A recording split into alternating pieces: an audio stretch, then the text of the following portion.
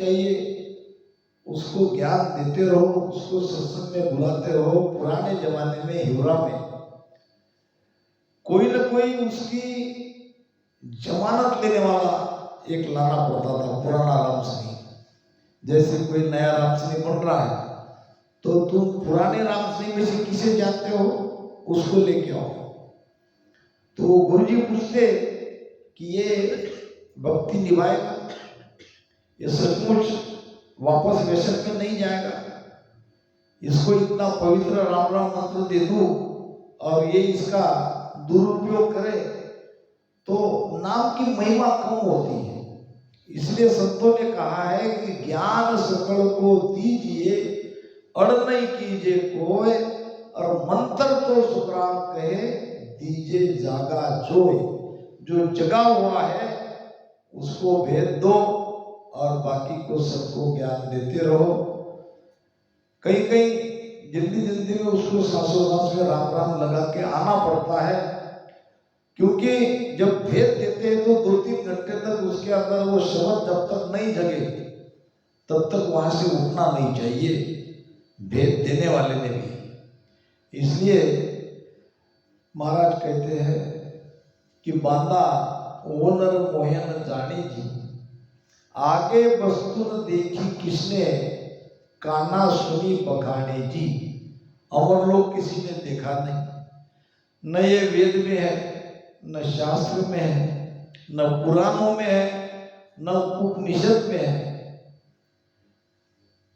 अमर लोग जाने का भेद आपको कहीं भी नहीं मिलेगा। उल्टा ये वेदों में वहां भी मत भिन्नता है। एक वेद कहता है ईश्वर सगुण साकार है, तो दूसरा वेद उसकी काट करता है, यानी उसका खंडन करता है और कहता है कि ईश्वर निर्गुण निराकार है। तीसरा वेद कहता है ईश्वर सर्वव्यापी है। तीसरा वेद कहता है परमात्मा सर्वव्यापक है। तो चौथा वेद उसका खंडन करता है। यही शास्त्रों में देखो, योग शास्त्र है, न्याय शास्त्र है, मीमांसा शास्त्र है, इस शास्त्र में भी मत भिन्नता है। इसलिए सत्य इन शास्त्रों से, वेदों से, पुराणों से, उपनिषद से कोसों दूर है।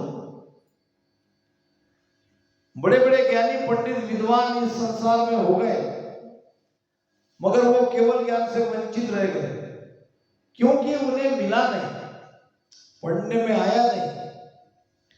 ज्ञानी अरत माया जो जोवे, ओ अरता सुन्यारा, क्यों कर लखे अगमगत भाई, सत स्वरूप विचारा। ज्ञानी अर्थ माय जो जोवे, ज्ञानी कहां देखेगा? ज्ञानी ज्ञान में ढूंढेगा, ज्ञानी अर्थ में खोजेगा। और मेरा ज्ञान अर्थ के परे है, वो अर्थों में नहीं आता है, वो बुद्धि का विषय नहीं है। ये ज्ञान बुद्धि से पकड़ा नहीं जाता, नहीं तो बड़े बड़े बुद्धिमान इस ज्ञान को धारण कर लेते हैं और लोक में चले जाते हैं। ज्ञानी अर्थ माय जो जोवे, वो अर्था सुन्यारा, क्यों कर लखे पंडित को सायब। महाराज कहते कि ऐसे विद्वान पंडितों को सायब कैसे लगने में आएगा, क्योंकि उनका ज्ञान पढ़ने पढ़ाने तक सीमित है और यहाँ तो सुमिरन करना पड़ता है। सुमिरन करने के बाद भी एक जन्म की बात नहीं हो रही है, 2-2, 3-3 जन्म भी लग सकते हैं, और वो भी इतना जबरदस्त सुमिरन करना पड़ता है। महाराज कहते हैं कि पैसो घर गम सोच, सोच छाली नहीं आया, खेती भले निनाण खींच नहीं समधी खाया। कभी पढ़ा क्या आपने ये साखी पढ़ी? नहीं पढ़ी। पैसों घर गम सोच, पैसे का पाकिट घर में कहीं रखने में आ गया तो क्या करते हैं मोहन भाई? सोचते कि नहीं कहाँ रखा होगा, कहाँ रखा होगा, चिंतन उसका चलता है। पैसों घर गम सोच, पैसा घर में गुम हो गया तो दिन भर क्या रात भर भी सोचते हैं अगर नहीं मिला था कहाँ रखा, कहाँ रखा, कहाँ रखा। सोच, अच्छा ये तो पक्का पता है कि घर में ही रखा है, घर से गया नहीं, कोई आके ले गया नहीं, घर में है पैसा, फिर भी हम कितना सोचते हैं। सोच छाली नहीं आया। छाली समझते? बकरी चरने गई है और बकरियों के साथ सबकी बकरी घर पे आ गई, हमारी आई नहीं, तो क्या करते हम? सोचते हैं क्या हुआ, किसी शिकारी प्राणी ने खा तो नहीं लिया। खेती भले निनाण, खेती है, खेती में घास फूस साफ किया नहीं तो उसकी सोच फिक्र करते हैं। यहां तक कि खींच नहीं समधी खाया। समधी समझते हो? समधी किसे कहते? नहीं, समधी नाम तुम्हारे आज सुनाबेन के घर में शादी है। अब ये लड़के का पिता और वो लड़की का पिता, ये क्या हो गए? दोनों समधी। ये क्या हो गए? अब आप लोग आपकी भाषा में क्या कहते हो समझ लीजिए, हो गए दोनों समधी। लड़के का पिता, लड़की का पिता, जब ब्याह हो जाता है तो दोनों बन जाते हैं समधी। अब ये समधी घर पे नहीं आया, उसको कुछ मीठा खिलाया नहीं, तो इसकी भी मनुष्य सोच फिक्र करता है। या बाता बहु सोच रे सोच करे नर आए, दीर्घ मानव सुग्राम कहे एक भजन सोच नहीं कोई। ऐसी छोटी छोटी बातों के बारे में सब सोचता है, मगर उस मनुष्य को धिक्कार है जो भजन के बारे में नहीं सोचता। आज मेरा भजन नहीं हुआ, आज भजन में आनंद नहीं आया। भजन करने को कहते हैं, भजन करे है सेल में, हासन दे तन खोए। भजन करे सुख सेल में, सहज सुख में करते हैं, और बाकी काम बहुत कष्ट देके करते हैं। भजन को हम उतना महत्व नहीं देते हैं। कैसे वो सत्ता प्रगटेगी? इसीलिए संसारी मनुष्य इस केवल पद की भक्ति को नहीं समझ पा रहा है, आज भी नहीं समझ पा रहा। जड़ी संजीवन लाता कंदे, संजीवनी जड़ी उसकी परख नहीं है। परख नहीं है तो क्या होगा? उस पे पैर दे के हम चले जाएंगे, खोद कोई नहीं पावे। मगर ये संजीवनी जड़ी है, ये अमर करती है।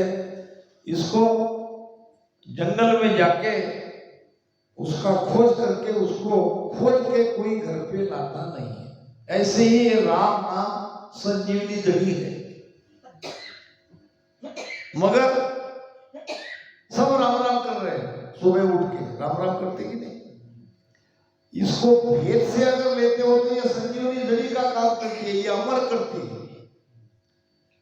खोदने का मतलब क्या है कि भेद से भजन करना।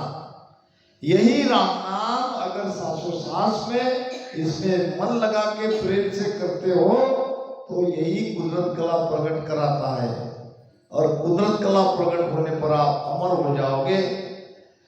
यूं बिन भेदी मोसू कर बाता खाली उठवे जावे। इसी प्रकार बिना भेदी जो भगवान का नाम भी ले रहा है वो मेरे से कुछ नहीं पा सकता। मेरे पास आके मेरी सत्संग सुन के भी वो यहां से खाली चला जाएगा, रीता चला जाएगा। मेरी सत्संग सुन के उस देश की प्राप्ति कौन करेगा? जो भजन करेगा, जो संजीवनी जड़ी को खोद के उसकी प्राप्ति कर लेगा, जो सांस उसास में भजन करके कुदरत कला को प्रकट करा लेगा, इसे ही मिलेगा। वरना राम राम बेकरी वाली का कितना भी करो, इससे कुछ होना नहीं है। असल चीज है समर्पण, असल चीज है प्रेम। जैसो प्रेम जगत सूते रो, जैसो प्रेम जगत सूते रो, ऐसो सायब सो लागे बे, ऐसो सायब सो लागे बे, तो सोण तीरता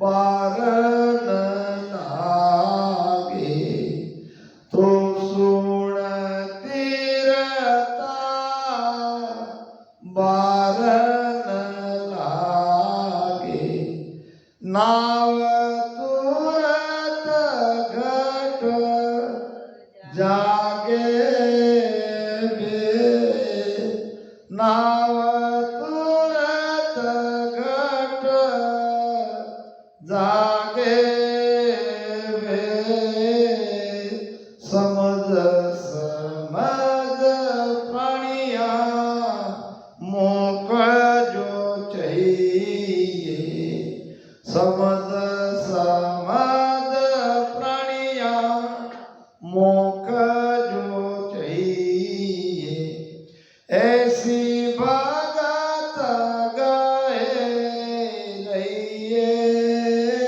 बे, ऐसी भगत गए रहिए बे, सतगुरु शरणा दरसिर ऊपर, सतगुरु शरणा दरसिर ऊपर, राम राम मुख लइए बे, राम राम मुख लइए बे। अब एक बात बताओ कि एक नाम कौन सा? राम नाम। एक ही भेद, कौन सा भेद? सास उसास में, आती जाती सास में राम राम लेना, और बाकी सब कुछ एक ही ज्ञान, एक ही वाणी, एक ही गुरु महाराज, और सुनने वाले धारण करने वाले हम सब बैठे हैं। अब जब हम बीमार पड़ते हैं या कोई बीमारी ऐसी आ जाती है कि सबको लग जाती है कि नहीं? पीछे कोरोना आई थी, या भी कुछ ऐसी बीमारी है जो क्या कहते हैं उसको, छूने से लग जाती है। ऐसी कई बीमारियां हैं, तो वो बीमारी चारों तरफ फैलती है। तो जब डॉक्टर के पास जाता है तो दवाई एक ही देते हैं ना, बीमारी एक है तो, और सब ठीक भी हो जाते हैं, कुछ अपवाद अगर छोड़ दी।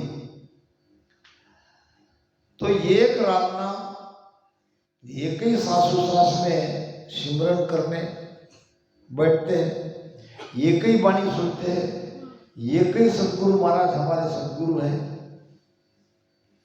फिर जब भजन करते हैं तो सबको भजन लगना चाहिए, लगना चाहिए कि नहीं? मगर ऐसा होता क्या? अब क्या फर्क है? शरीर तो सबका पांच तत्वों का ही है। और सबके अंदर श्वासा समान है। क्या ऐसा कुछ है इसको ज्यादा दिया उसको कम दिया?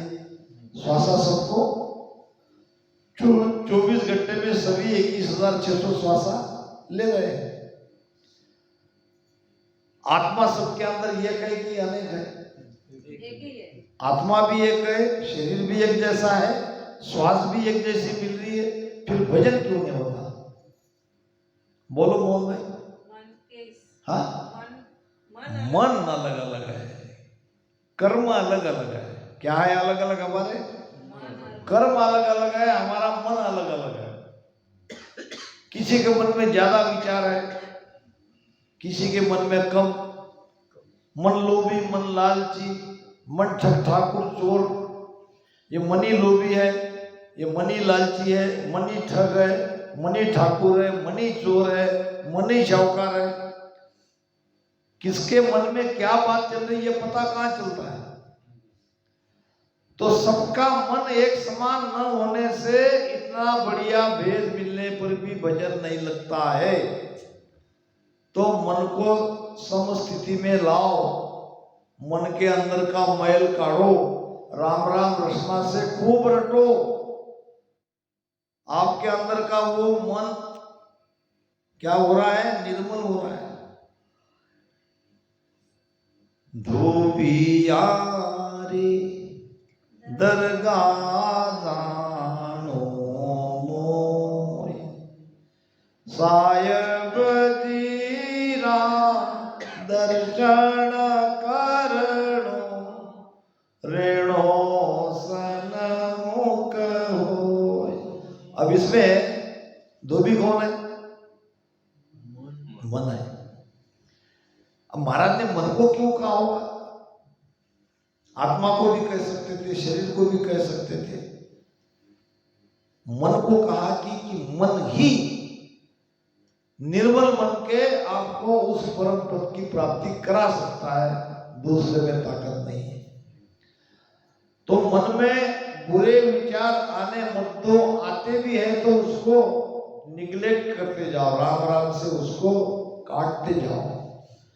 प्रार्थना करो कि मेरे अंदर कोई ऐसे बुरे विचार नहीं आए, किसी के प्रति द्वेष, मत्सर, तिरस्कार ये मेरे मन में नहीं आए, मेरे मुख से कभी किसी की निंदा ना हो। ये भजन में बाधा करते हैं, ये भजन में मैल लाते हैं। ये निर्मल मन जब तक नहीं होगा तब तक शपथ जगता नहीं है। यही तो अड़चन आ रही है। परसेंटेज क्या आ रहा है? 2 या 3% आ रहा है, और 97% लोगों के अंदर वो शब्द नहीं जग रहा है। और कारण है ये मन। पांचों बस्तर धोए बेगा ढीलन कीजे जाए। ये 5 बस्तर, 5 इंद्रियां, देखना, सुनना, बोलना, इसको धोना मतलब स्वच्छ करना। बुरा मत सुनो, बुरा मत देखो, बुरा मत कहो, ये साफ होगी। एक तो पूर्व जन्म का भक्ति का अंकुर चाहिए, नहीं तो मन निर्मल चाहिए, तभी शब्द जगता है। थोड़ी देर मन भजन राम राम राम राम करते हैं, फिर विचार चला जाता है, उसमें अटक जाते हैं, कोई उसमें फंस जाते हैं। न मन को भजन करने की आदत है, न शरीर को भजन करने की आदत है। और उनके ऊपर हम कह देंगे भाई कल 5 घंटा भजन करना है, इतना बड़ा प्रेशर पहले आ जाता है। आता कि नहीं? कैसे होगा? 5 नहीं, आप 10 घंटा करोगे मगर मन पे एक बोझ लगता है। 5 घंटा, 3 घंटा तक ठीक था, अभी तो 5 घंटे कर दिया।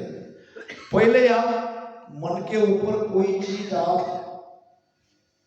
लाओगे तो मन वैसा ही बनेगा। आपको एक सत्य कथा सुना देता हूं, समय भी होते जा रहा है कि 2 कैदी थे, मैंने पढ़ा है, दोनों को मृत्यु दंड की शिक्षा हो रही थी। और कुछ वैज्ञानिक ये मन के ऊपर प्रयोग कर रहे थे। उनको 2 ऐसे व्यक्ति की तलाश थी जिसको मरना ही मरना है। अब दो कैदी जिसको मृत्यु दंड की शिक्षा कल परसों होने वाली है, गवर्नमेंट से उसको मांग रहा है। अब एक कैदी के आंख पर पट्टी बांध दिया, दूसरा बिठा के रखा, आंख पे पट्टी पे बांध के एक जहरीला सरप उसके ऊपर छोड़ दिया। अब सरप को भी कुछ तकलीफ दिया होगा पहले, सरप बिना तकलीफ के काटता नहीं है, उसको कुछ तकलीफ दे तो वो काटता है, पलटवार करता है। तो सरप को पहले ही बहुत तकलीफ दिया और तकलीफ देके उस पर छोड़ दिया और उसने दंश कर लिया। महाराज कहते हैं कि सरप रोज कर खाए तो नर बचे न कोई। सरप अगर क्रोध से किसी को काटता है तो वो ऐसा उल्टा हो गया कि उसका जहर उसमें चला गया। अब ये दूसरा देख रहा, अब उसको कह रहा था ये कि तुमको सर्प को कटवा कर उसका विष तुम्हारे शरीर में फैलेगा और विष से तुम मर जाओगे। हमने तुम्हारे लिए गवर्नमेंट से मांगा है और तुमको मरना किसी से भी क्यों न हो, तो इस प्रकार से थोड़ी देर में उसके मुख से वो झाग आने लगी और वो मर गया 5 या 10 मिनट में।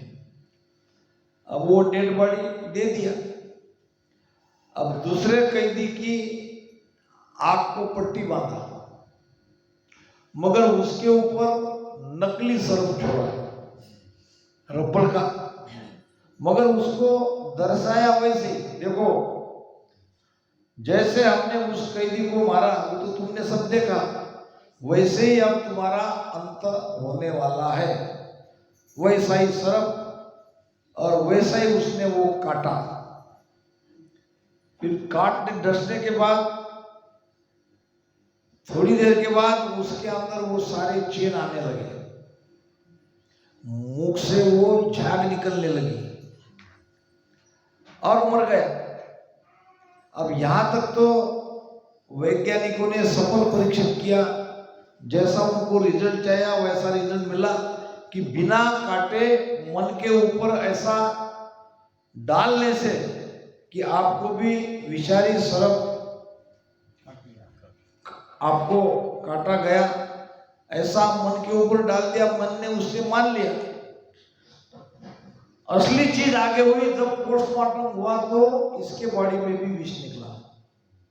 कहने का मतलब क्या, मन विष भी पैदा कर सकता है।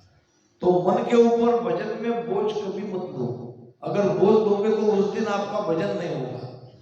सहज वजन करते जाओ, ज्यादा तकलीफ नहीं लेना है। थोड़ी देर अगर ज्यादा पीड़ा होगी तो थोड़ी उठ के खड़े हो जाओ, आग पे पानी भी नहीं मार लो और बैठ जाओ, क्योंकि हमको हैबिट नहीं है। इसलिए मन के ऊपर जैसा थोपोगे वैसा वो बनेगा। वजन को आप अगर हल्का मान के चलोगे तो वजन आपको हल्का लगेगा। तो यूं बिन भेदी मोसू कर बाता खाली उठवे जावे, सुन सुन के कोई लाभ नहीं होगा। यहाँ तो भेद लेना पड़ता है, भेद से भजन करना पड़ता है। भेद से भजन करने वाला ही कुछ पा सकता है, बाकी खाली यहाँ से उठ के चले जाएंगे। पारस लेर भित में चुंदे मिनकू गैले फोड़े। अगर फर्क नहीं है, पारस मिल भी गया तो क्या करेगा वो, पत्थर समझ के उसको दीवार में चुन देगा। मनी मिल गई, अगर मनी की परीक्षा नहीं है तो क्या करेगा, उसको फोड़ डालेगा। पारस को भित में दबा देगा, मनी को फोड़ देगा। यो खुदहीन जगत में ज्ञानी मोसू नेहन जोड़े। राम नाम की कीमत कितने लोगों के समझ रही है, बाकी जगत के लिए तो ये साधारण है। हमारे लिए वो पारस है, हमारे लिए मनी है, हमारे लिए चिंतामणि है, मगर जगत इस राम नाम के महत्व को नहीं समझ रहा है। उनके लिए तो एक साधारण नाम है और नाम के जैसा। तो महत्व अगर समझते तो राम नाम से स्नेह करते। राम नाम के महत्व को नहीं समझ रहे तो उससे प्रेम नहीं लगा पा रहे, भजन नहीं कर पा रहे, जो मूर्ख चिंतामन पावे ले कौवा सिर बावे। जैसे अज्ञानी मनुष्य को चिंतामणि मिल गया तो क्या करेगा वो? फेंको ही तो देगा। एक ऐसा ही अज्ञानी मनुष्य था, उसको मिल गया चिंतामणि। अब चिंतामणि का मतलब क्या है? जो चिंतन करेगा वो मिलेगा। चिंतामणि के मतलब में क्या है? हाथ में आते ही जो चिंतन करेगा वो उसे मिलना है। अब इस मूर्ख आदमी को चिंतामणि मिल गया तो इंद्र डरने लगा। अगर इसने मेरा पद मांग लिया तो हाथ में लेके मुझे इंद्र बनना है तो मुझे खाली करना पड़ेगा। इंद्र बन के आया कौवा, और वो मूर्ख व्यक्ति चिंतामणि लेके ऐसे जा रहा, वहां काऊ काऊ काऊ उसके सामने इसको आया गुस्सा। उसी चिंतामणि से उसने फेंक के मार दिया, वो उड़ गया, उसका काम हो गया। इसके हाथ से चिंतामणि निकल गई। यूं मूर्ख चिंता मन पावे ले कौवा सिर बावे। यो मदभाग्या मुकु फेंक्या नेड़ो कोई ना। ऐसे मदभागी राम राम की भक्ति करते करते भक्ति छोड़ के चले जाते हैं। ये मदभागी कहेंगे ना, नहीं समझे उसके महत्व को। इतने साल भक्ति में रह के भी ये भक्ति छोड़ के जाना, यानी उस नाम के प्रति उसकी प्रीति लगी नहीं है, नाम के महत्व को उन्होंने जाना नहीं है, तभी तो छोड़ के गए। अगर जानते तो छोड़ के नहीं जाते। के सुखराम सुनो नर नारी, वो मारो अंग हुई। महाराज कहते हैं कि मेरी भक्ति का अंग नाम यहां स्वभाव। स्वभाव कैसा है मेरी भक्ति का? चिंतामणि के जैसा। जो चिंता मन में गुण प्रकटे। आप इस धारा में मोक्ष प्राप्ति के लिए भी आए हैं। किसी को मोक्ष पहले जगत का सुख चाहिए, माया का सुख चाहिए, ऐसे भी कोई है तो महाराज किसी को निराश नहीं करेंगे, क्योंकि ये राम नाम चिंतामणि के जैसे है। आप जैसा चिंतन करोगे वैसा आपको मिलेगा, क्योंकि ये सुख देने वाला नाम है। ये सुख मिलेगा ही मिलेगा, मगर भजन करते करते भौतिक सुखों का चिंतन मत करो। अंततः सुख आपको मिलेगा, मगर लेने के लिए आपको दोबारा वापस आना पड़ेगा। इसलिए राम नाम रूपी चिंतामणि को साथ में रख के अमर देश की प्राप्ति करो। अमर लोक को मांगो, अमर लोक मिलेगा। मांगने का मतलब वैसा चिंतन आपका रात दिन होना चाहिए। तो महाराज यहाँ इस छोटे से हरदस में बहुत कुछ गहरा भेद यहाँ हमें समझाया। अब समय भी हो गया। अब कल सुबह का भरत भाई बताएंगे आपको। 5 घंटे का भजन तो करना ही करना है। जो आ सके वो देरी से आओ। हम लोग तो यहाँ रहने वाले बैठेंगे, मगर देर से आने वाला भी 5 घंटे भजन करने की कोशिश करो। आप घर से भोजन करके आते हो तो भोजन करके आओ, फिर भी वहां से 5 घंटे बैठो। कोई 9 बजे आए तो उसका भजन 1 बजे तक होगा। कोई 4 बजे बैठ गया तो वह 9 बजे उठ जाएगा। कोई 5 बजे बैठे, कोई 6 बजे बैठो। सबको 5 घंटे भजन कंपलसरी करना है कि उसकी कोशिश करना है। 1 कदम हमको और आगे बढ़ना है। अंततः कितना भी सत्संग सुनोगे, वाणी पढ़ोगे, सार बात उसमें एक ही आएगी कि भजन करना है। आखिरी बात कहाँ आएगी? भजन। भजन भजन भजन सब जगह महाराज ने भजन का कहीं काट नहीं किया है। तो सुबह जल्दी से सो जाओ।